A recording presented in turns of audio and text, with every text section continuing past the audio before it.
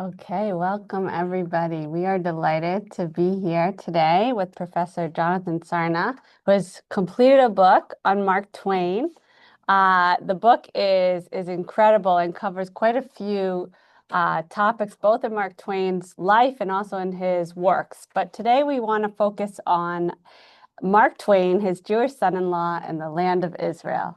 And so I'm just going to proceed with a conversation with my colleague and friend and mentor, Professor Jonathan Sarna, and afterwards we'll open it up for questions. So the first question that I want to ask, can I first just hold up the book to show? Sure. Okay, because it's substantive. We're not Well, going to. that's not my book. Here's My your book. book is this one. Here- That's my book. This is Mark This Twain. is Mark Twain. Which is why this book has to be substantive. This is not yet. I should introduce myself. They don't know me just by my name. My name is Ziva Hassenfeld. I am the Jack Joseph and Mandel Associate Professor of Jewish Education. I most often live across the street in the Mandel Center for Studies in Jewish Education, but I have the honor this year to be affiliated faculty here at Schusterman. I'm stepping in today. You might say, what does Ziva have to do with Mark Twain? But I'm stepping in for my friend and colleague, Professor Alex Kay, who is sick. And so we do not have the book yet. All we have is a copy, but we've gotten some good reader reports. It'll be out in a year. Why it takes a year, but it does. That's best case scenario. Yeah. So you've completed it, so Yeah. they say. A book on Mark Twain and the Jews. And before we focus on the theme of our conversation today, I want to just ask you to provide some context. How did you begin this project? Why did you choose to write this book? Sure. You are officially retired. And so this was sort of a chance to do a project that spoke to your heart. So tell us why. Actually, I retired in order to complete this project. I started it before, but anyway, those who know my work know that I've done several other books on Jews in the second half of the 19th century. Ulysses S. Grant, Abraham Lincoln.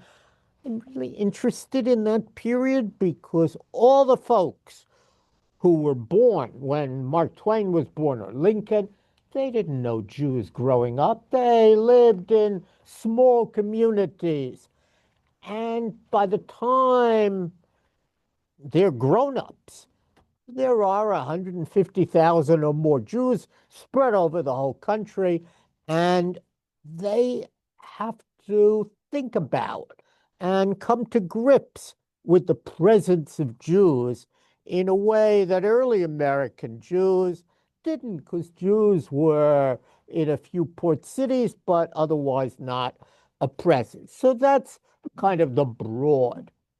I did one of those earlier books with the collector Benjamin Chappell, and I have to say it was he who suggested we really need a book on Mark Twain, and there's a lot of Jewish stuff. And initially I thought, boy, that'll sound like the elephant and the Jewish problem joke. What do we need a book on that? But then a volume appeared about Mark Twain in Vienna. Mark Twain, it turns out, he was, first of all, the best traveled American writer of the 19th century. He loved going across the ocean back and forth. And also, he had very significant economic problems in the 1890s. Um, of course, there was a Great Depression, the 1893 Depression, and Mark Twain was a marvelous writer, but a terrible investor. If you want to know what not to invest in, it's Mark Twain. So Mark Twain's investment, he invested in a publisher that went broke, and he invested in a giant machine which, if it had worked, would have been amazing. It it had over 1,000 parts, and it was supposed to take care of all aspects of printing, um, but it never quite worked. And so he actually goes bankrupt, and it's much cheaper to live in Europe. And so he goes abroad. And one of the places he lives, and it's 1897, is Vienna. So he is in Vienna when it has an anti-Semitic mayor. Remember, Vienna is also a city that has a dense Jewish population, about 9% Jewish. That he's in that city, there's tremendous anti-Semitism. It sounds a little bit like New York in our day. Um, Also, being in Vienna, and all of this is part of what nobody knows. Not only does he spend lots of time with Jews, but that's how he gets to know Theodore Herzl, and he knows Jews close up. We imagine that there's a kind of secular world of Mark Twain in literature and a Jewish world, and they never interact. After all, those who went to day school, you read Mark Twain in secular studies. Nobody would read him in Jewish studies. But the whole point of much of my work has been that they do interact. And people, I think, will be very surprised at how many interactions Mark Twain had, both early on in his life, beginning in, of all places, Nevada, where he's always trying to make a fortune. He was involved in the silver rush in Nevada. He didn't, or as he nicely put it in one of his books, he was absolutely a millionaire for a week. Uh, um, but he didn't make a fortune there, but he did meet some significant Jews who were involved in stores and other things in Nevada. And then he goes to San Francisco, little remembered, and it allowed me to talk about Jewish San Francisco, the most Jewish city in America for about one generation. When Mark Twain was there, he knows all sorts of people, and this shapes images of Jews. So, without giving the whole book, you get a sense of why I thought, yeah, there needs to be a book on Mark Twain and the Jews.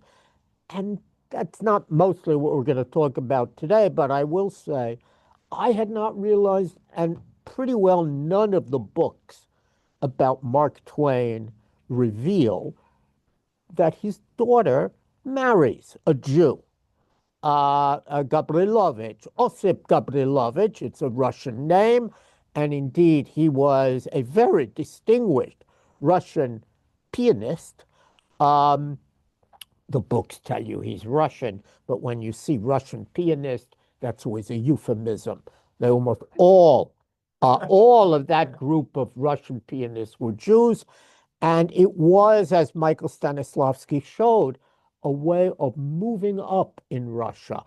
That was a way that Jews could earn respect and prominence there. But they always were known as Russian, except in their passport, where they were still listed as Jews.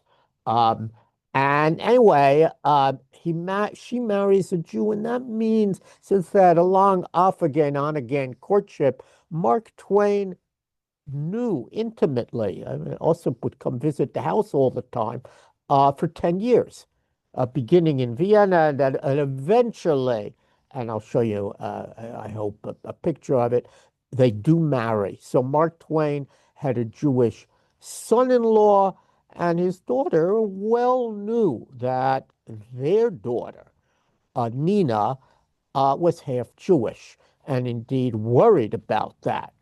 So there's a whole Jewish story, some of it not known, some of it, I think, consciously perhaps suppressed, that comes out. but we can't do everything in the time allotted. So, since this is the Schusterman Center for Israel Studies, I thought let's focus, if it's okay with you, let's focus there. It's really important. Yes? So before Yeah. he takes this trip to Israel, this sort of religious tourism or pilgrimage trip that he has a lot of criticisms of. And this is before he goes to Vienna, correct? Oh, yeah, this is early. This is really what makes his career. Freddie, I'm going to show some slides if we can get that away. Mark Twain is a journalist. He got a bit of a reputation specializing in travel because he wrote some very fine articles based on a trip from Hawaii, from San Francisco to what we would call Hawaii. They called them the Sandwich Islands, and he had the great good fortune that he came upon a boat that had been involved in a mishap, and there's a very exciting story, and he gets a world scoop. So he begins to get a name, and then he sees, and I can do this. Um, this announcement about an excursion. And note, even though actually they're going to go to Europe and it's a kind of a lot of places, the Holy Land is first, and that's the excitement. Indeed, we know that he didn't make it, but several very famous people, including Beecher, Henry Ward Beecher, and a lot of folks um, from his church were involved in this. Now, you may say, okay, a lot of people went to the Holy Land, but if you said that, you'd be wrong. This is absolutely history making. And the reason it's so important is that this is the very first time that a steamship, rather than a sailing vessel, is going to be taking such an excursion, which, and really, it's the beginning of Holy Land tourism. Uh, Today, except when there's a war, a major industry. Um, a steamship, we don't appreciate the importance of steam. Since I'm now emeritus, let me throw out a heresy. If there hadn't been steam, there wouldn't have been Zionism. Steam made it possible to think about going to the land of Israel because I knew I'd get on a boat. It would take me there. I'd know when the boat leaves. I'd know when the boat gets there.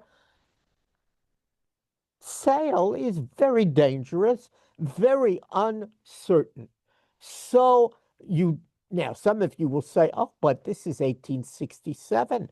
There were steamboats. We all studied about Robert Fulton." But actually, it took a generation before steam that let you be on the Great Lakes was sufficient to let you cross the ocean. The boat that Mark Twain takes had been souped up during the Civil War. The Civil War, like the war in the Ukraine, is very good for souping up developments like drones. And in this case, it was boats. And suddenly they put on new engines and in other ways improved the vessels. And when the Civil War ended, they had the idea, hey, we can turn this in to a luxury liner and take a trip like this. And so, and Mark Twain, as a reporter, is going to report on it because it's a brand new idea.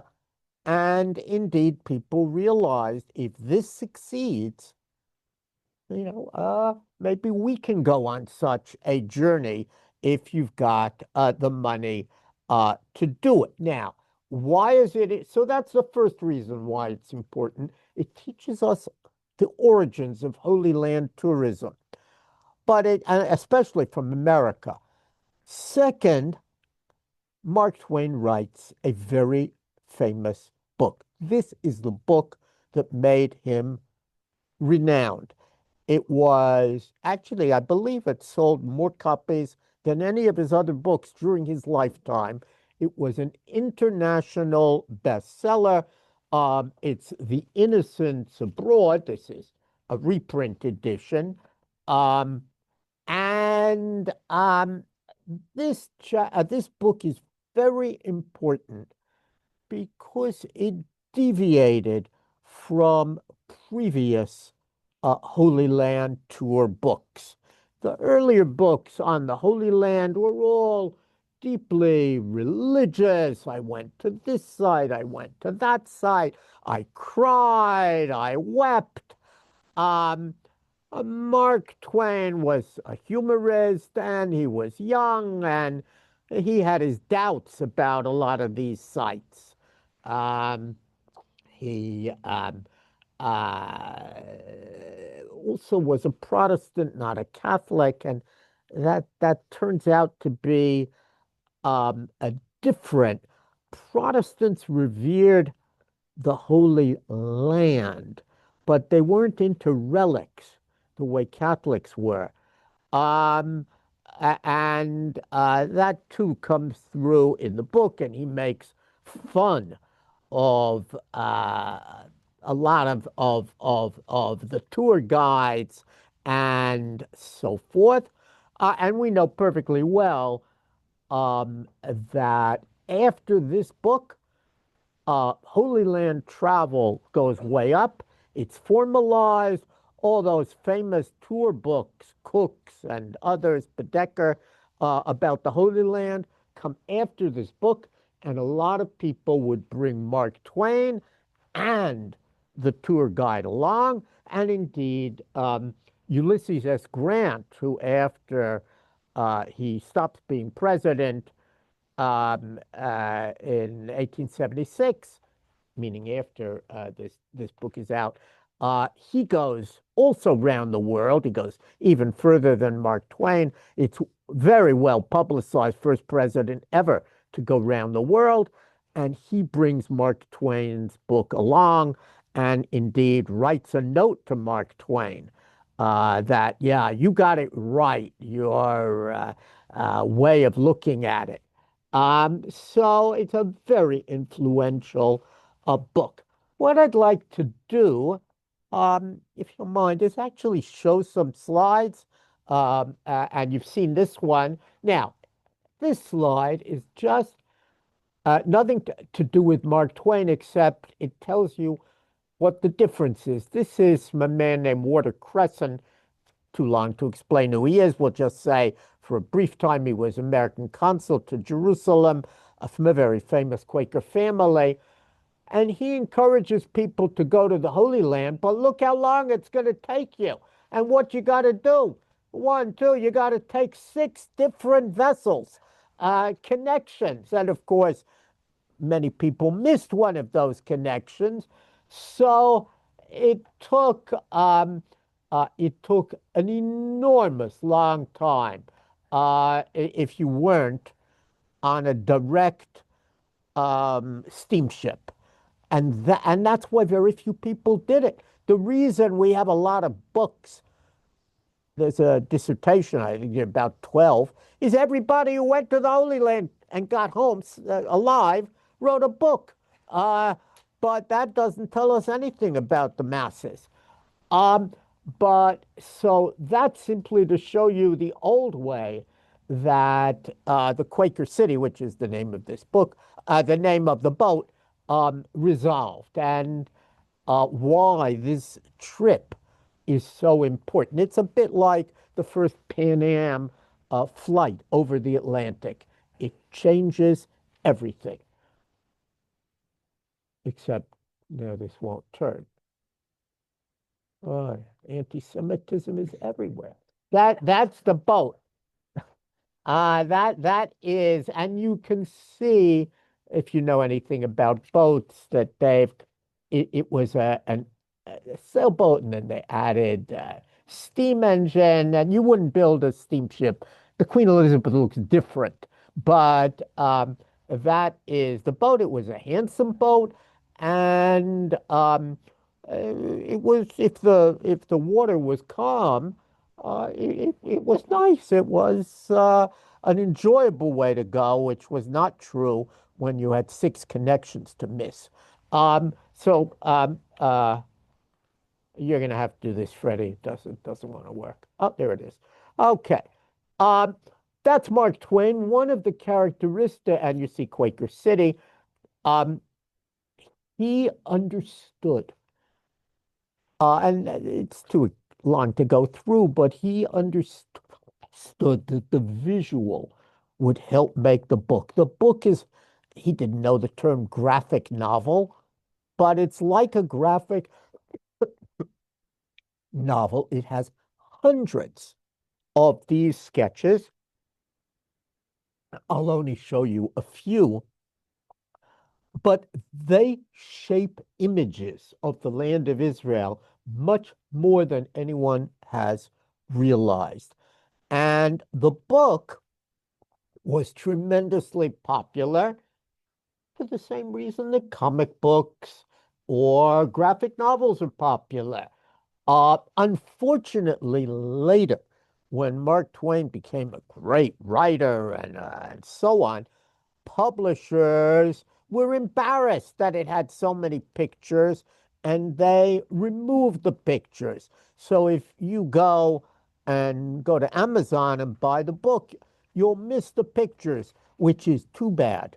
And this edition um, of the Oxford Mark Twain not only brings them back, but explains them. And we know that Mark Twain devoted an enormous amount of time to working with the artists, and it actually helped make his reputation. Everybody knew what he looked like because he appears in so many of the drawings.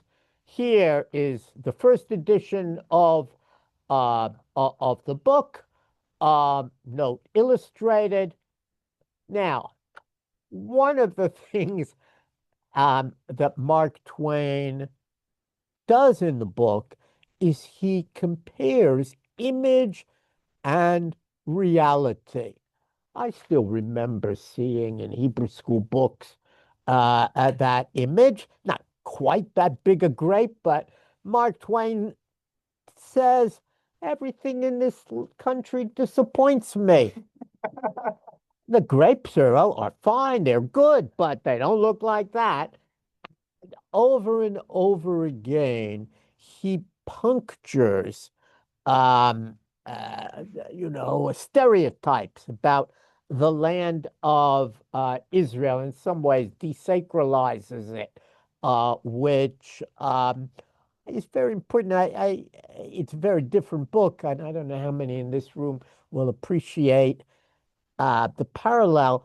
But when the Jewish catalog came out, full of irreverent drawings, yeah, you'd say, well, I mean, we had the Shulchan Aruch, but boy, there's a difference between the Jewish catalog and previous books on Jewish law and practice. And so it is here. Um, but in addition, um, there were pictures. It turns out some of them are related to earlier ones, but these pictures become important in helping people think about the land of Israel. Um, you still have here a Christological view in some ways, meaning you see the Holy Land and you read it through the Bible including the Christian New Testament. So you see a woman and you think of the Madonna, who was there, and there are other places. That's how Americans viewed the Bible, and indeed, it's quite interesting. He's playing with ideas of the relationship between the biblical Holy Land and the Holy Land that he sees, sometimes clearly influenced and sometimes not at all, noting the difference. But it helps Americans think about that issue. Um, this too is very interesting. This is about portraits of the Arabs in the land of Israel. It's not unique, but people knew that they used forms of we would really torture. The bastinado was a way of punishing this poor guy. Was accused of pickpocketing. That's why there are no pickpockets in the Holy Land today because of how they used to, no, how they treated them. But this is his punishment. But, for Americans seeing it, it helped, we would today say, to other the inhabitants. Um, and here's if he's making fun of the idea of weeping, and there's Mark Twain himself, Yeah. making great fun of the tour books before his. I went here and I wept, and I went there and I wept, and he makes fun of that. So let me Yeah, just quickly yeah, ask, sure. is is sort of the gloss of satire appreciated in the reception? And I mean, the book was a bestseller, so there were criticisms. It's a good question. And actually, Americans liked the book. Some of the ministers and some in England who didn't even understand the satire did not like it. But it becomes the greatest travel bestseller. And according to the people who write about the history of travel literature, it changed travel literature forever. Um, uh, Personalizing it, allowing you to stand back and so on. And that all goes back to what he did. I just show this because it's my favorite in the whole book. He's making fun of the tourist guides, and I remind you, until the Israel government licensed tourist guides and forced them to take an exam, it was complete. They made it up.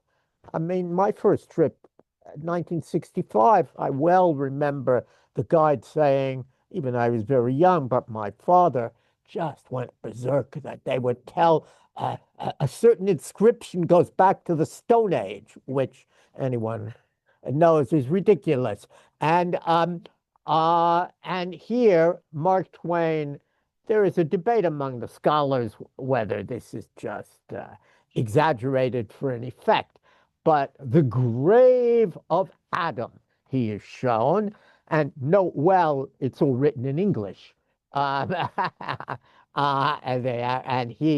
and there is, if you don't know it, uh, there is a fabulous soliloquy, one of the greatest pieces of Mark Twain's writing. Uh, his mock, contemplation of Adam, his ancestor, and so on. It's a fabulous piece of writing. Uh, okay, we got to finish up, so I won't. Did you have another question? I want to. Can I show the last?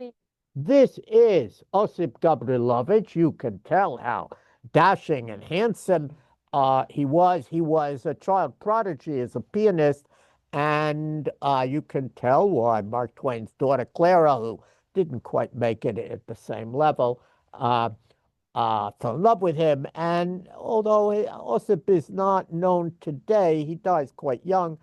Um, we're not going to be able to get to. Here's the wedding. And there's Mark Twain. This is just shortly before Mark Twain dies. The woman being held up there is the sister of Clara, who's going to die within 2 months. That's the minister who does this intermarriage. But the if it's interesting that it's known as an intermarriage. Very few people attend, and nobody quite knows what service was done. That minister, who's also a member of the Beecher family, was very liberal, and of course, in the middle is this handsome groom. I'll just say that he, unknown until my book comes out, he makes a trip to the land of Israel in 1929, before the Depression, and he comes out as a Zionist, and he's Jewish. By then, he's head of the Detroit Symphony. He's absolutely blown away. I mean, you get a contrast between what it was like in the 1860s and what it's like in the 1920s. And uh, his last years before he dies of cancer, he devotes a great deal of time to Zionist causes, and they, of course, are thrilled to have Mark Twain's son-in-law as part of it. Um, and the contrast is between their two trips is very interesting. So there's much more to say, uh, and I guess we'll hold you in suspense until the book comes out. Let me ask one One, sure. question before I know we're going to lose our online audience and we'll have a chance in the room to dive deeper. But sort of on one foot, how should readers understand the relationship between Mark Twain's general sort of positive reception and defense of Jews and this trip to Israel or the land of Israel and this very famous picture of it that he puts in The Innocents Abroad? Yeah, it's a great question. I Mark Twain writes an essay called Concerning the Jews. He writes it actually in Vienna. I should have said that when I talked about Vienna. It's published in America, of course. Comes out in a period when anti-Semitism is rising in America. It's very timely. And the essay has never gone out of print. You can still get Concerning the Jews. You go on Amazon. It's very timely. It's considered the best response to anti-Semitism ever written by an American.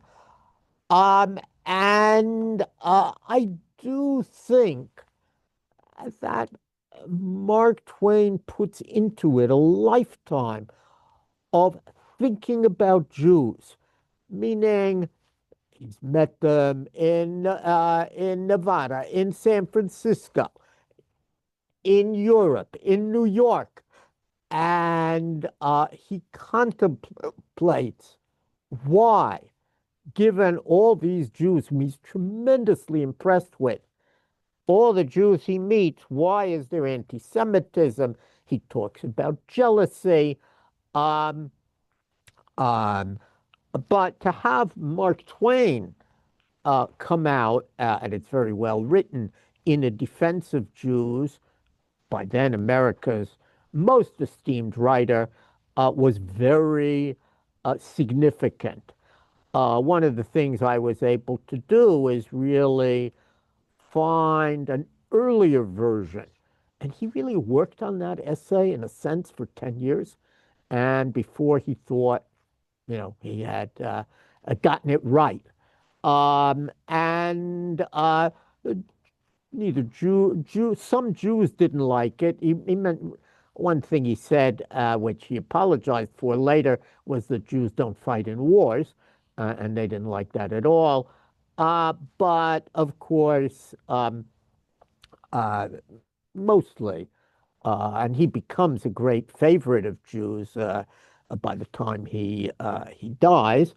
So anyway, the point is that I think he had numerous experiences with Jews, not only in America, but this book, more than I think most people realize, he talks about Jews in many of the cities that he visits. Rome is particularly interesting.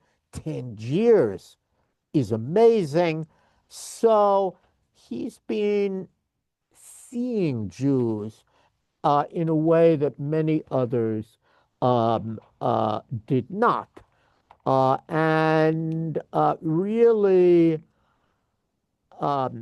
it turns out that kind of you can trace Jews all the way through pretty well from his early life as a teenager, going off to make a fortune in Nevada and meeting Jews all the way to the very end of his life, and really the last person who sees him is really that Jewish son-in-law with whom he is very close. And I went, and we'll close with this. I did go to pay my respects where Mark Twain is buried, and his Jewish son-in-law, although they don't call him that, and the museum doesn't even mention his name, but is next to him, and that's not accident. And the two of them were very, very close. So this is a kind of Jewish view of Mark Twain that has been absent from the literature, and hopefully, um, we'll add it back. Thanks. Okay, said, so we'll say goodbye to our friends online. We'll do a quick break. Please grab food and bring it back in here, and then we can have